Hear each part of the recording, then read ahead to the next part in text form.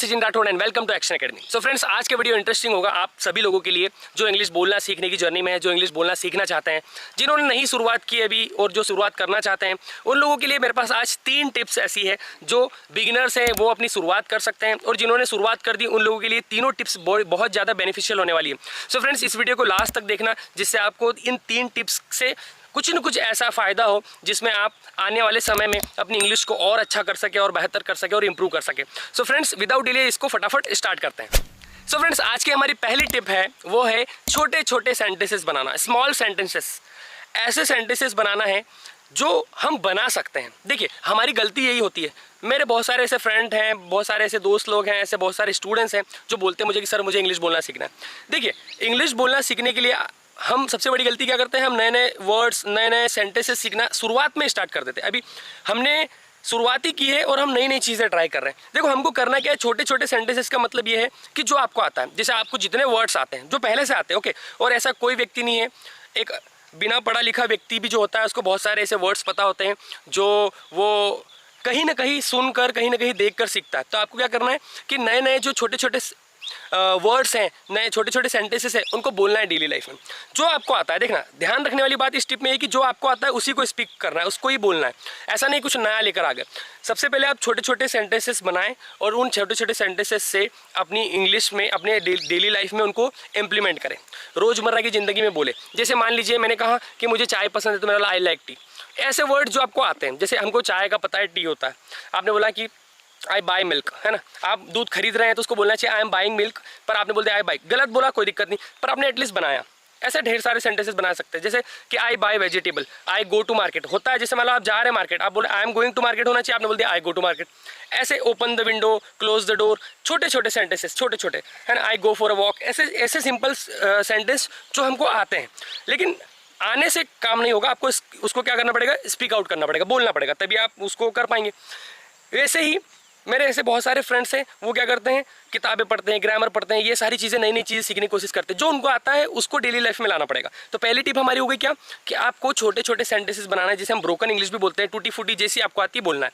तो पहली tip friends हमारी कि छोटे छोटे सेंटेंसेस बनाएं जो आपको आते हैं पहले से, उनको डेली लाइफ में लेकर आना है, इंप्लीमेंट करना है। सो फ्रेंड्स, हमारी दूसरी टिप है वो है वोकैबुलरी इंप्रूवमेंट। देखो, शब्दों से ही भाषा बनी होती है। जितने वर्ड्स आपके पास होंगे तभी आप एक अच्छी लैंग्वेज बोल पाएंगे।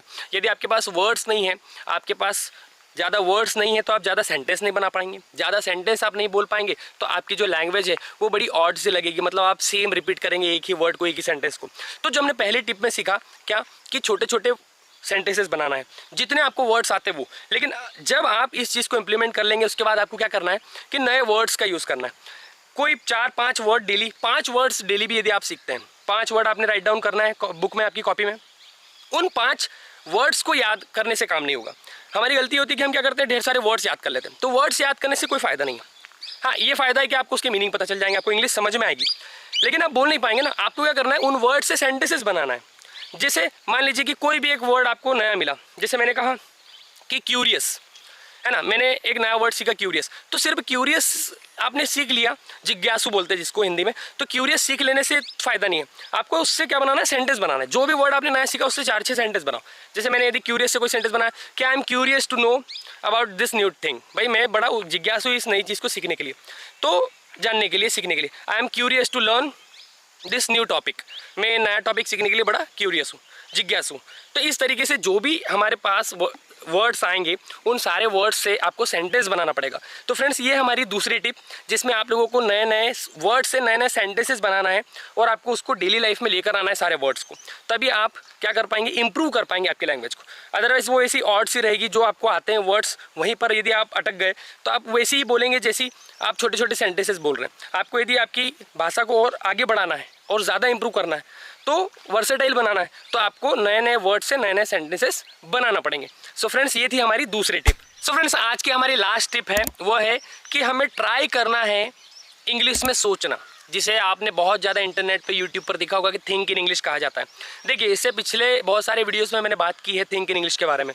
थिंक इन इंग्लिश का जो यहाँ पर टॉपिक है, ये थोड़ा सा बोल सकते हैं इतना आसान नहीं है इसे समझना, लेकिन मैं आपको थोड़ा सा सिंपल वे में समझाने की कोशिश करता हूँ। देखिए, थिंक इन इंग्लिश का मतलब ये हो रहा है, सबसे पहले समझो कि आपको इंग्लिश में ही सोचना है। ये थोड़ा सा डिफिकल्ट हो सकता है। कैसे? क्योंकि हम तो हमारी मदर टंग, हमारी मान लीजिए किसी की हिंदी है, किसी की मराठी है, कोई भी भाषा, यदि आप जिस भाषा से आते हैं तो आप क्या करते हैं, उसी भाषा में सोचते हैं।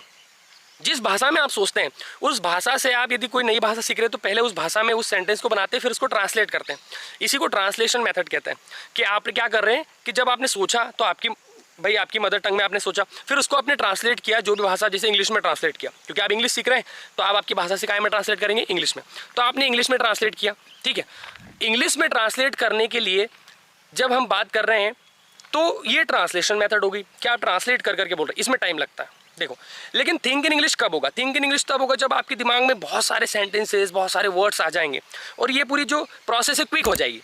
ट्रांसलेशन की जो प्रोसेस है वो इतनी क्विक हो जाएगी कि आपका दिमाग को पता ही नहीं होगा कि आपने उसको ट्रांसलेट करके लाया है दिमाग में। तो इसी को बोल रहे हैं think in English. Think in English sir कैसे करें? थिंक इन इंग्लिश करने का बड़ा सिंपल से कि आप क्वेश्चन करें, उसके आंसर खुद ब खुद दें। सोचें जब भी आप किसी चीज़ को, तो पहले तो आपके दिमाग में हिंदी में ही आएगा क्योंकि हमारी मदर टंग है। तो आप क्या करें, पहले हिंदी में सोचें, उसके बाद उसको इंग्लिश में ट्रांसलेट करने की कोशिश करें। ट्रांसलेशन मेथड ही यदि स्पीड अप हो जाएगी तो वही थिंक इन इंग्लिश हो जाता है। ये this is my personal opinion है ना। बहुत सारे अलग अलग टीचर्स बोलते हैं कि हाँ थिंक इन इंग्लिश हो सकता है। अब मुझे जहाँ तक ऐसा लगता है कि थिंक इन इंग्लिश हो जाता है, लेकिन वही ट्रांसलेशन मेथड के थ्रू ही होता है। आप डायरेक्ट थिंक इन इंग्लिश नहीं कर सकते, क्योंकि जब तक आपके दिमाग में इंग्लिश आएगी नहीं, देखो जो दिमाग में होगा वही तो बाहर आएगा। यदि आपके दिमाग में इंग्लिश है ही नहीं, इंग्लिश के सेंटेंस नहीं है, इंग्लिश के वर्ड्स नहीं है, तो बाहर क्या आएगी? इंग्लिश क्या आएगी? अरे इंग्लिश नहीं आ सकती। सिंपल सा फंडा है। तो थिंक इन इंग्लिश, फिर सर आप क्यों बोल रहे हैं थिंक इन इंग्लिश? बहुत अच्छा है।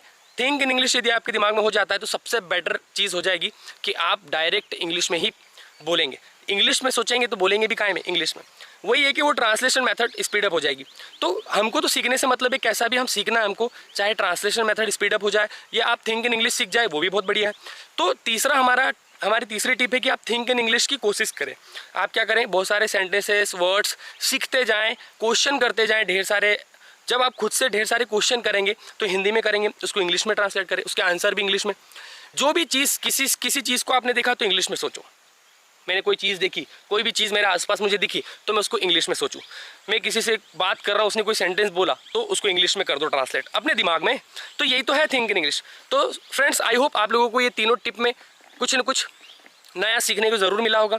यदि आपको कुछ न कुछ नया सीखने को मिला है तो मुझे कमेंट करके बताना है। दूसरी चीज़, मुझे बताइए कि नेक्स्ट टॉपिक आपको स्पोकन इंग्लिश से रिलेटेड कौन सा चाहिए, आप मुझसे क्या जानना चाहते हैं, ऐसा कोई नया टॉपिक जिस पे मैं वीडियो बना सकता हूँ, आपके जितने भी क्वेश्चन है उसका आंसर दे सकता हूँ। तो कमेंट में मुझे बताना है फ्रेंड्स, और इस वीडियो को अपने फ्रेंड्स के साथ शेयर करो जो इंग्लिश बोलना सीखने की जर्नी में है, उसने स्टार्ट किया सीखना, तो इस वीडियो से उसको कुछ न कुछ फ़ायदा हो। सो फ्रेंड्स, आज की वीडियो के लिए इतना ही था। हम मिलेंगे फ्रेंड्स एक नेक्स्ट इंटरेस्टिंग वीडियो के साथ। तब तक के लिए keep growing, keep learning and we can do it. Subscribe कर लेना भैया, ठीक है। Tata, bye bye.